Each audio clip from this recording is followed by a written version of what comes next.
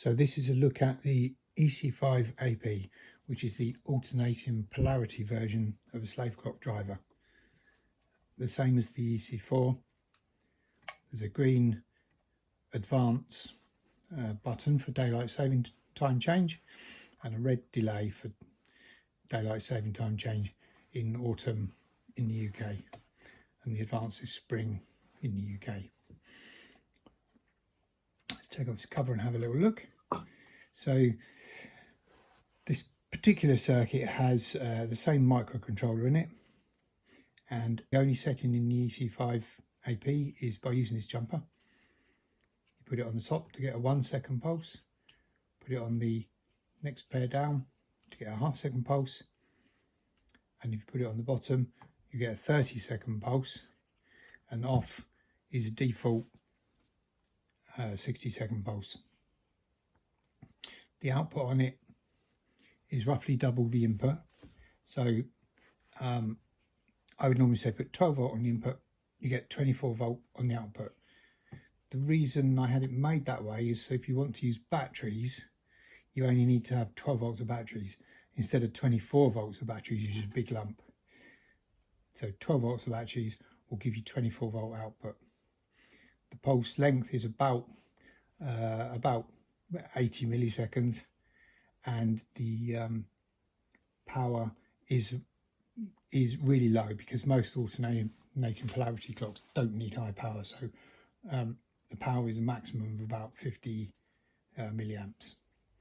The input to the EC5AP is a standard 2.1mm plug, which comes on most plug-in PSUs, low voltage, or I sell one if you want to connect batteries, and it plugs into that, either if you buy it in the mounted version or with the enclosure cover on. And the output is very simple.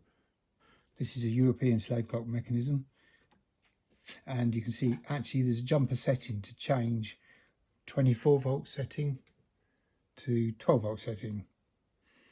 So at the moment we've got this set so that the link is not across those, which means we're using the full coil, so it's a 24 volt input, which is what the EC5AP will give.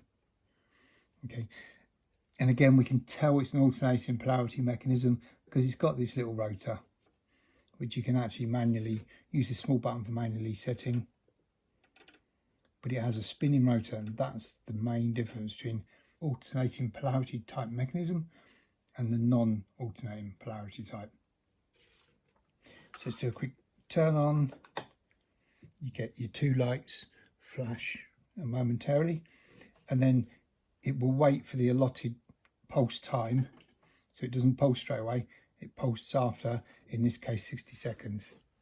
But what I'm going to do is just hit the advance button, and we can then watch it advance. If you've advanced the clock, say 10 minutes, which is all you need, you can press that again to stop it. If you press it and leave it, it will do exactly 1 hour. Yeah, so that's one example of an alternating polarity mechanism. Another example, quite a common example, is, and these are later English, like the Gents of Leicester clocks. It's got an alternating polarity mechanism in. It tells you on the back, it's nice, 24 volts DC, 1 minute interval. So let's just take that cover off, and again you can see it's got a rotor that spins, so there's nothing clanking, so it's alternating polarity, and you can actually adjust the time using the small adjustment knob on the top. And the EC5AP will drive this as well.